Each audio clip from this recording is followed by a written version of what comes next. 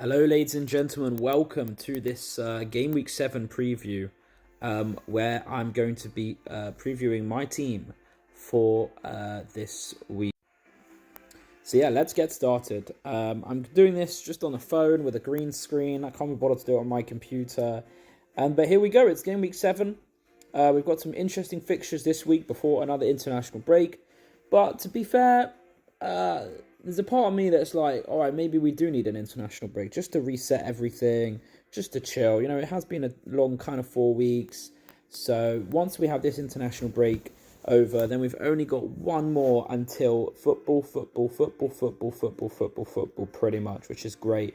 So in all fairness, we don't want to see this, but at least the England squad is looking a bit more interesting. So I don't really mind seeing Palmer and Foden and Bellingham and all of them lot playing the team. So we will see, because it's very exciting. And so yeah, well, not really exciting to see what's at stake for England, but because nothing's really happening right now. But obviously, let's see what the big players can do. Anyway, in terms of fantasy, I want to finish this strongly. I think the right play, the conservative players would be like, all right, it's the international break coming up. You know, if I roll here, I have 2 transfers after the international break. Let me just kind of take a chill pill and go with this team. You know, sometimes in fantasy, you do have to go with the team that you know is not going to be that amazing, that you know might not score that big, that you know could be improved. And I think it's the case with this one. You know, I think this could be improved. To be honest, I know Bogard and Dean shouldn't be in my team, and I'm also very tempted to move Smith Rowe on. Rodgers and Carvalho, they're starting assets at the minute, which could be concerning. But at the end of the day, you know, Brentford have decent fixtures, and Rodgers is just an incredible player. So we have to ignore the price of them and realise what they offer, which is really, really good potential, especially we've seen with Rodgers. You know, he's a minutes merchant. You know, he's really critical for Aston Villa. And he scored in his last game, and he got 2 assists. So the playing style for Rodgers is great. And Manchester United at home, you know, it's still, in my opinion, it's unpredictable. But I do believe it could offer a very good fixture for Villa. We don't know what time United are going to show up. We don't know whether they're going to produce a defensive good display, random. They're literally 1 week. Oh, it tends to be if they play a big team, they often actually play better sometimes. But that's not really been the case this season with Liverpool and Spurs. But away from home, something they could do different. At home, they're just weird as fuck. To be honest, they really are weird as fuck. And it happened last season. Their home form was shit. So let's see what they're like away from home this season. And to be fair, you know, they haven't been that good either. But they didn't play that badly against Brighton. You know, they were okay against Palace.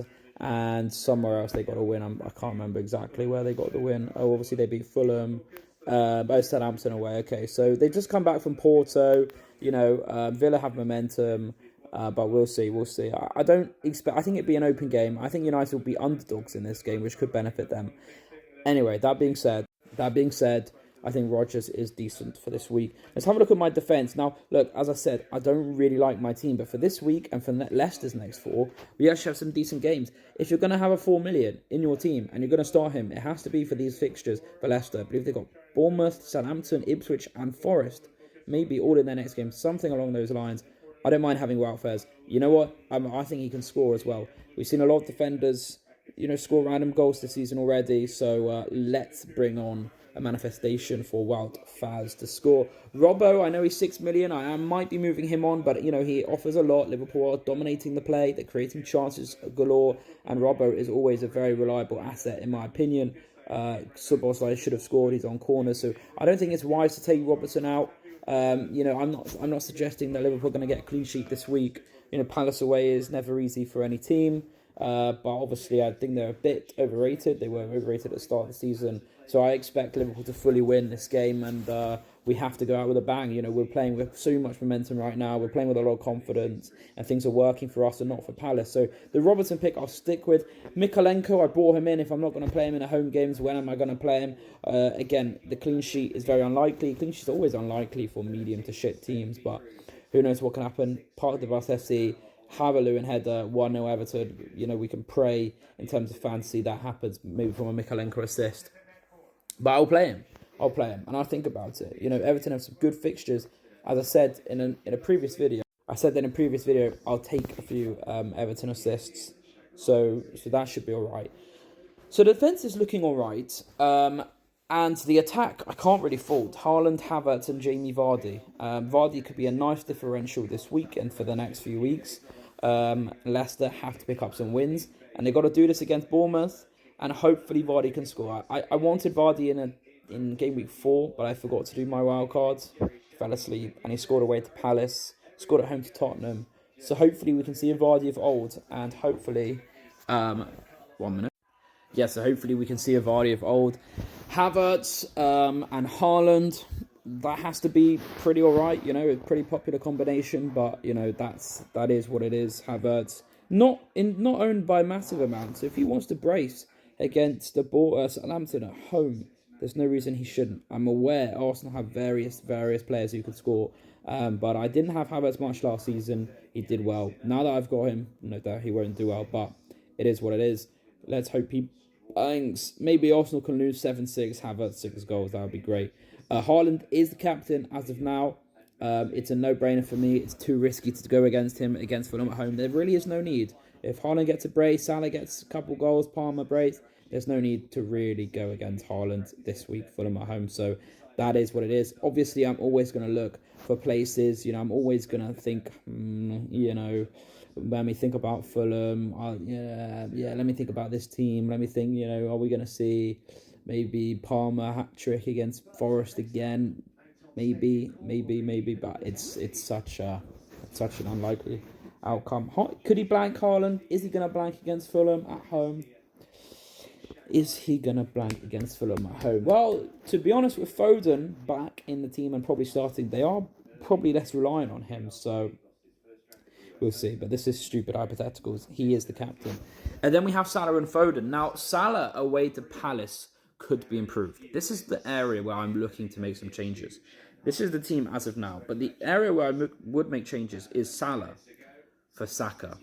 And then maybe something like Smith Rowe for a Diaz, something like that.